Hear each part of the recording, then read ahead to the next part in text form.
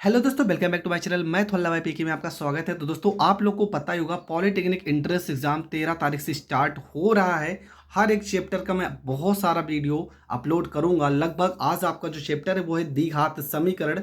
Top 25 question मैंने जो previous year में पूछे गए हैं, मैंने सारे क्वेश्चन को यहाँ पर लिख लिया है। आपका वीडियो जो होगा वो थोड़ा सा बड़ा तो ज़रूर होगा, लेकिन हर एक क्वेश्चन को हम बहुत ही आसानी से समझेंगे। द्विघात समीकरण का लगभग 2 या 3 पार्ट तो होगा ही, क्योंकि 25 प्रश्न अगर एक ही वीडियो में बताएंगे तो वीडियो बहुत ज़्यादा लंबा हो जाएगा। आपका चैप्टर 1 है द्विघात समीकरण।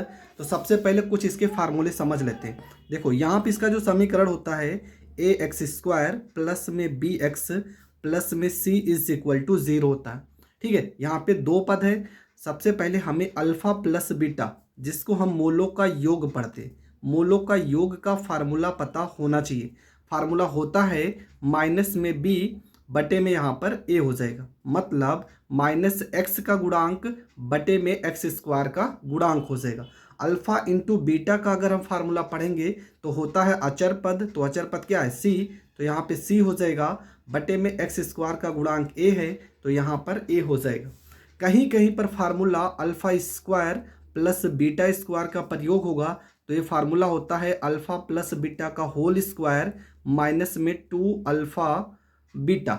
ये फार्मूला का प्रयोग करेंगे। एक formula alpha cube plus beta cube का आएगा, तो यहाँ पर हम लिखेंगे अल्फा प्लस बीटा ब्रैकेट में अल्फा प्लस बीटा का whole square minus 3 alpha beta. इस फार्मूले का हम प्रयोग करेंगे। प्रेजेंट टाइम में आपको इतने फार्मूले तो आने चाहिए, और भी जो फार्मूला बीच में आएगा उसको मैं बता दूंगा। तो ज़्यादा टाइम ना बर्बाद करते हुए बढ़ते हैं अपने प्रश्न की ओर। तो आपका जो पहला प्रश्न है, देखो क्या लिखा है। लिखा है समीकरण x square minus 3x minus 28 बराबर 0 के मूलों का योगफल क्या होगा।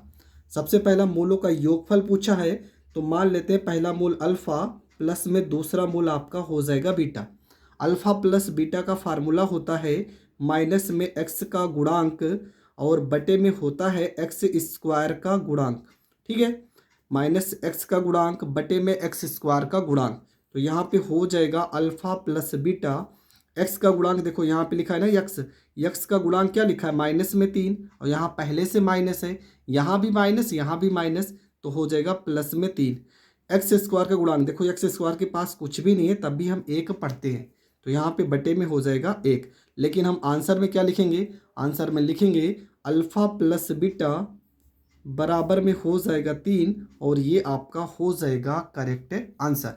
इसी सवाल में अगर पूछा होता मूलों का गुणनफल अगर पूछा होता, तब हम क्या करते?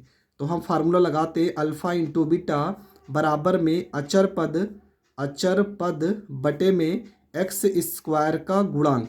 ठीक है, तो अल्फा इंटू बीटा अचर पद आपका क्या हो जाएगा? तो यहाँ पे देखो अचर पद क्या लिखा है? माइनस में 28 और एक्स स्क्वायर का गुणांक तो बटे में 1, मतलब आपका जो उत्तर आ जाएगा वो आ जाएगा माइनस में 28। तो ये आपका हो गया पहला प्रश्न कंप्लीट। ठीक है, सन 2017 में, 19 में और 21 में 3 बार ये प्रश्न पेपर में आ चुका है।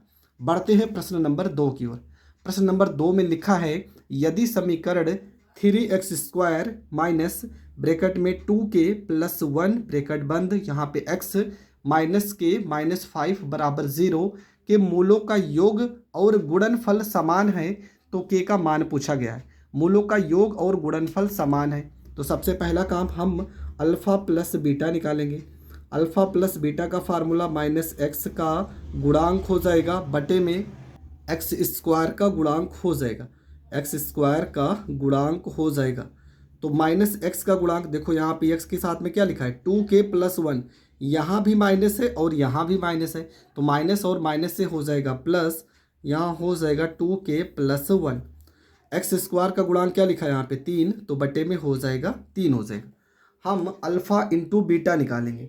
अल्फ़ा इंटू बीटा बराबर फार्मूला होता है अचर पद बटे में एक्स स्क्वायर का गुणांक।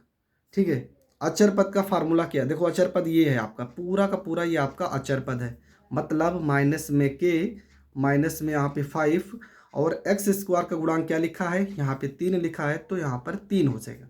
सवाल में कहा गया है कि मूलों का योग और गुणनफल समान है, मतलब कि अल्फ़ा प्लस बीटा बराबर में अल्फ़ा बीटा जो योगफल है वो गुणनफल है, दोनों बराबर है, समान है, तो हम बराबर लिखेंगे। तो हो जाएगा 2k प्लस 1 बटे में 3 बराबर माइनस के माइनस में 5 बटे में 3 हो जाएगा। 3 से ये 3 कट जाएगा, आ जाएगा यहाँ पे 2k प्लस में 1 बराबर में माइनस के और माइनस में यहाँ पे 5 हो जाएगा। माइनस के को इस साइड भेजेंगे, 2k प्लस में यहाँ पर k हो जाएगा, माइनस यहाँ पे 5 हो जाएगा, प्लस 1 को इस साइड भेजेंगे, माइनस 1 हो जाएगा।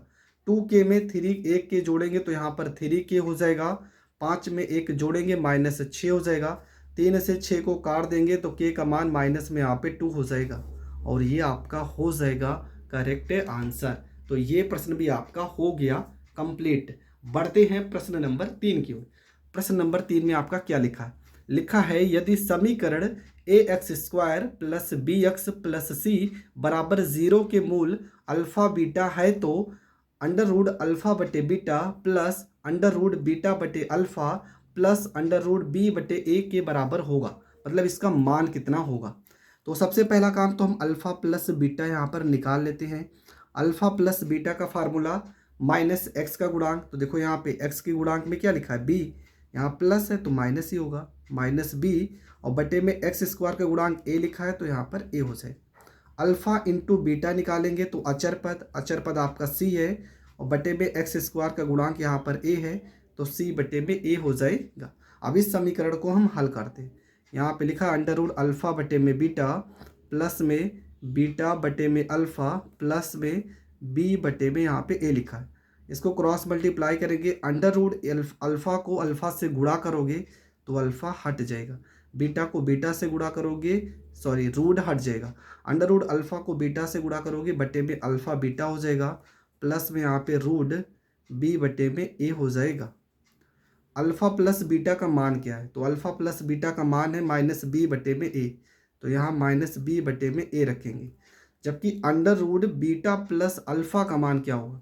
देखो अंडर रूट अल्फा बीटा का मान क्या है? सी बटे में ए, तो यहाँ पे हो जाएगा बटे में सी बटे में ए हो जाएगा रूट में, क्योंकि यहाँ रूट लगा है तो सी बटे में ए, प्लस यहाँ पे अंडर रूट बी बटे ए लिखा है, ठीक है, अंडर रूट बी बटे में ए, तो यहाँ पे आपका हो जाएगा अंडर रूट में बी बटे में ए हो जाएगा।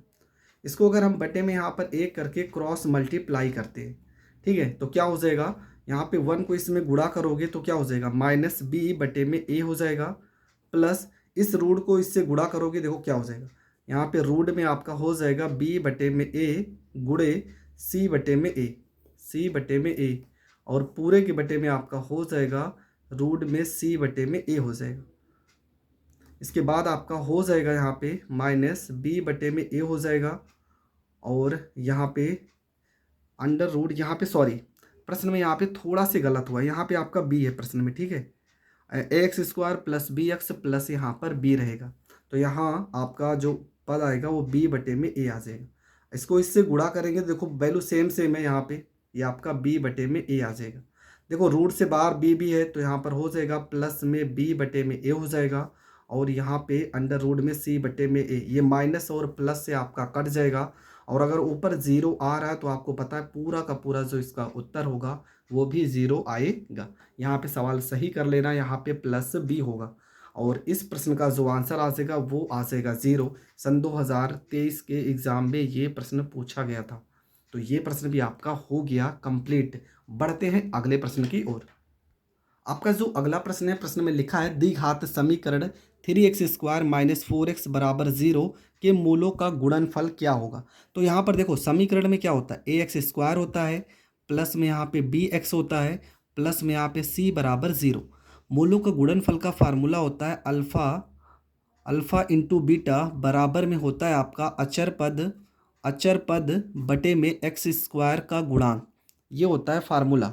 पर सवाल में अचर पद तो है ही नहीं, जब अचर पद नहीं है तो इस प्रश्न का आंसर क्या हो जाएगा, अचर पद अगर नहीं रहेगा तो यहाँ पर 0 लिखेंगे, और x² का गुणांक क्या है 3, तो यहाँ पर 3 लिखेंगे। 0 में किसी भी संख्या से गुणा या भाग करोगे 0 ही आएगा, मतलब अल्फा इंटू बीटा का जो मान आ जाएगा वो आपका आ जाएगा 0। तो ये प्रश्न भी आपका हो गया कंप्लीट।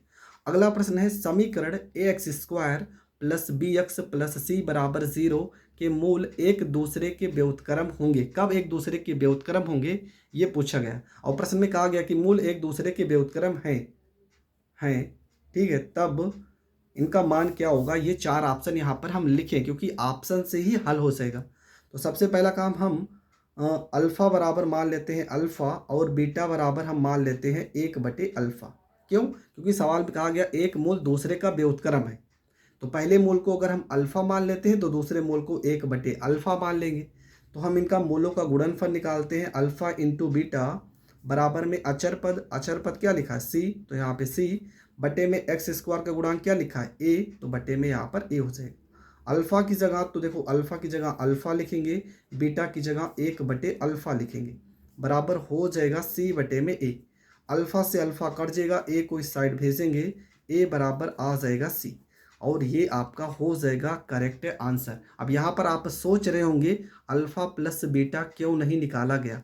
अल्फ़ा प्लस बीटा अगर आप निकालते हैं तो आंसर आएगा, पर इन चारों ऑप्शनों में नहीं मिल रहा है, इसलिए यहाँ पर हम अल्फ़ा इंटू बीटा का प्रयोग करेंगे।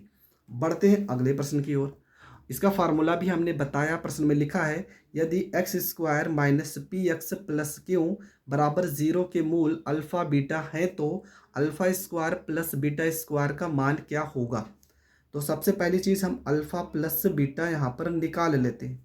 अल्फ़ा प्लस बीटा का फार्मूला क्या होगा, माइनस में x का गुणांक और बटे में आपका हो जाएगा x² का गुणांक, ठीक है।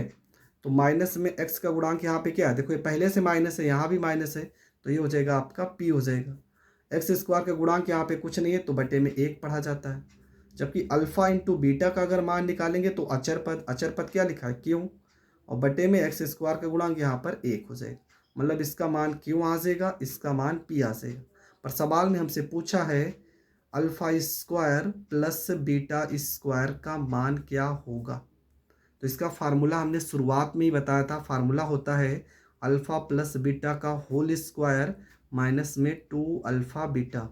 तो अल्फ़ा प्लस बीटा का मान यहाँ पे p का स्क्वायर हो जाएगा, माइनस से 2 हो जाएगा, अल्फ़ा बीटा का मान यहाँ क्यों है तो यहाँ क्यों हो जाएगा, और ये आपका हो जाएगा करेक्ट आंसर। तो ये प्रश्न भी आपका हो गया कंप्लीट। बढ़ते हैं अगले प्रश्न की ओर।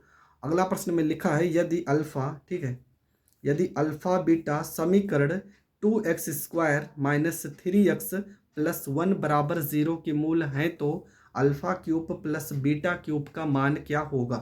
तो सबसे पहली चीज़ हम अल्फ़ा प्लस बीटा यहाँ पे निकाल लेते हैं।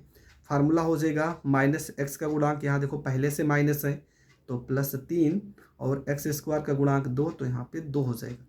अल्फ़ा इंटू बीटा अगर हम निकालते हैं तो अचर पद 1 हो जाएगा, और x² का गुणांक 2 है तो बटे में 2 हो जाएगा।